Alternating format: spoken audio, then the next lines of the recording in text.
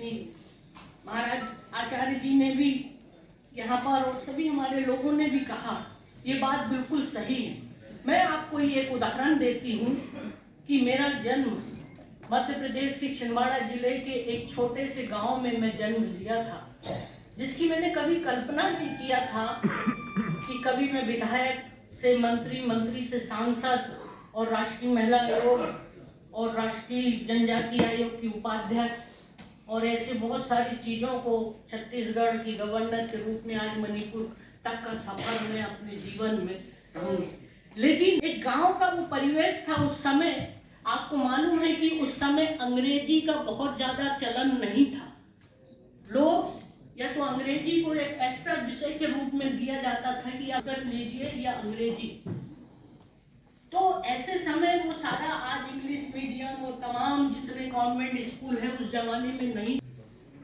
तो नेचुरल है मध्य प्रदेश और छत्तीसगढ़ ऐसे प्रदेश है, राजस्थान, जहाँ हिंदी में ही सबसे ज़्यादा बोलते हैं लोग। ये एक ऐसा प्रदेश है जहाँ पर फिल्मों की भी जो भाषा है वो हमारे मध्य प्रदेश की ही भाषा है, जितने भी जो कुछ बोला जाता है।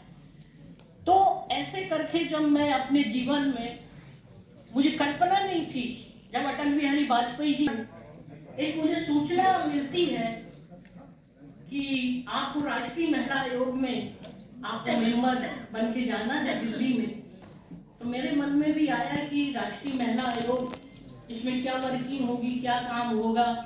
और क्योंकि देश के मात्र 5 सदस्य ही उसमें नॉमिनेशन करते हैं, प्रधानमंत्री जी के द्वारा होते हैं, तो चलिए मैं आपको बताएं, जितने भी मेंबर थे उनसे जब मैं मिली तो मैं तो हिंदी से और ग्रामीण क्षेत्र से निकल कर आई थी, एक उस परिवेश में पली बढ़ी और वहां देखे कि सारी अंग्रेजी में फर्राटेदार अंग्रेजी बात करना, बोलना, तो मुझे भी थोड़ा सा अपने आप को थोड़ा वो लगा कि मैं इन लोगों के बीच में मैं कैसे रह पाऊंगी और कैसी चर्चा।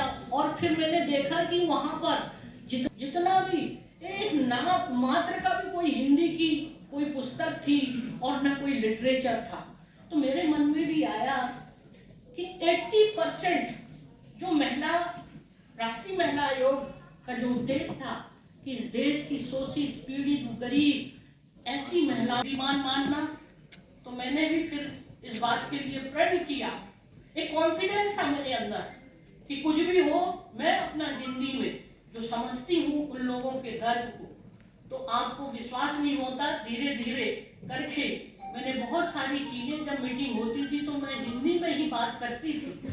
तो एक उदाहरण के तौर पर मैं बताऊंगी कि एक मुरैना जिले में हमारा लीगल अवेयरनेस का एक कैंप था और मैं गई थी वहां पर। सभी स्लम एरिया की सारी महिलाओं को हमको लीगल अवेयरनेस देना था कि उनके राइट्स क्या है।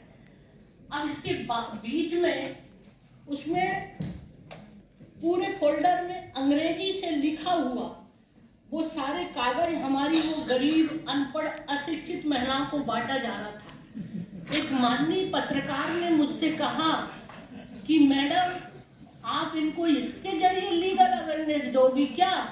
ये अंग्रेजी तो हिंदी भी नहीं ठीक से जानती है और आप क्या ये अंग्रेजी का? वास्तव में मुझे बड़ा आश्चर्य भी लगा, ये बात सही। वहीं से मेरे दिमाग में आया कि नहीं, ये प्लेटफॉर्म उन गरीब लाखों शोषित पीड़ितों के लिए बना है। अगर ये स्थिति में अगर इस तरह का काम होगा तो ये उचित नहीं है।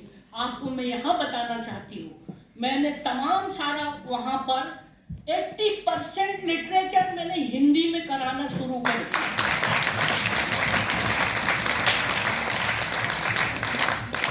तो ये जो इससे जब नॉर्थ ईस्ट की बात आती है तो वहाँ पर आपने देखा होगा कि वहाँ की ज़्यादा से ज़्यादा भाषा लोग अंग्रेजी में बोलते हैं या अपनी जो लैंग्वेज है, जैसे कि मेरे मणिपुर में जो है भाषा एक मणिपुरी है, वहाँ नागा लोग भी रहते हैं और कुकी भी रहते हैं।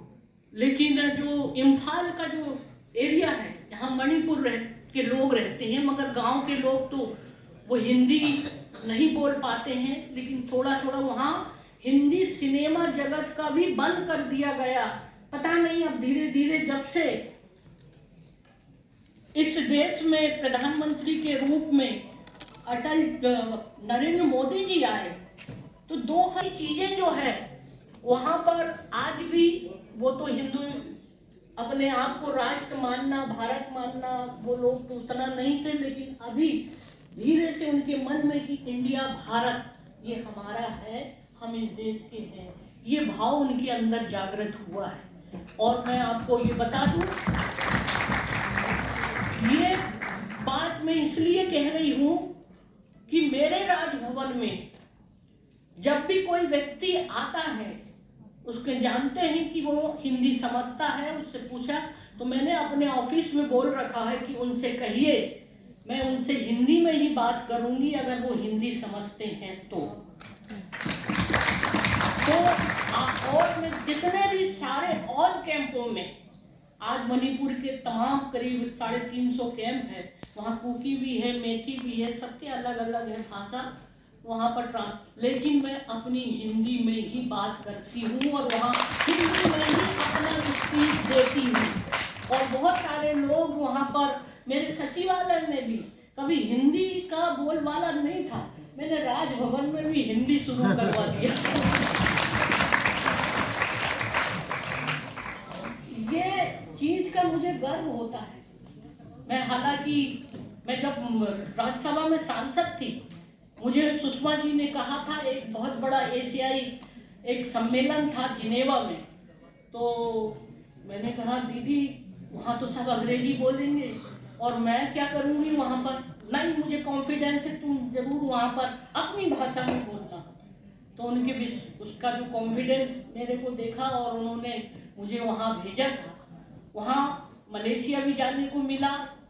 इसके बाद मुझे प्रधानमंत्री, उस समय राष्ट्रपति थी प्रतिभा पाटिल जी, जो विदेश रसिया मॉस्को का टूर था, और वो अपना है कि अगर आपने अपनी जो भाषा है, आपको बताएं कि अपनी भाषा में जितना कोई अंग्रेजी में बात करेगा तालियां नहीं बजेगी, लेकिन हिंदी में बोलने वाले व्यक्ति को जरूर ये हिंदी की ताकत है।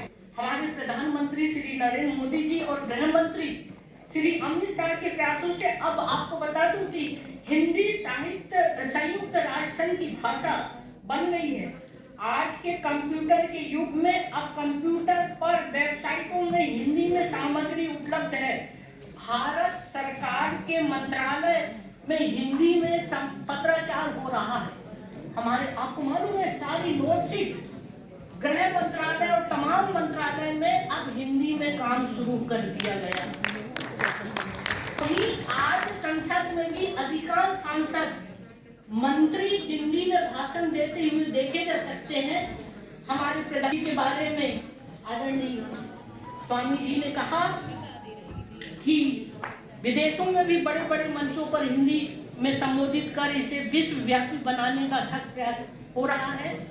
स्थिति, कला, संगीत, नृत्य शैली वाले भारत देश में देश को एक सूत्र में रोने का कार्य हिंदी एवं हिंदी साहित्य के साहित्यकारों ने किया है और करते रहेंगे ताकि देश एक हो सके। मैं यहाँ पर जितने भी देश विदेश से आज जो साहित्यकारों का आपने सम्मान और ये मेरा सौभाग्य मिला, उन सबको प्रणाम करती हूँ और उन्हें बहुत बहुत बधाई देती हूँ। अंत में यही कहना चाहूंगी कि दिनकर जी के भाषणों और काव्यों में हमें एक सशक्त और समर्पित भारत के प्रति अपनी जिम्मेदारियों के आदान प्रदान की प्रेरणा मिलती है।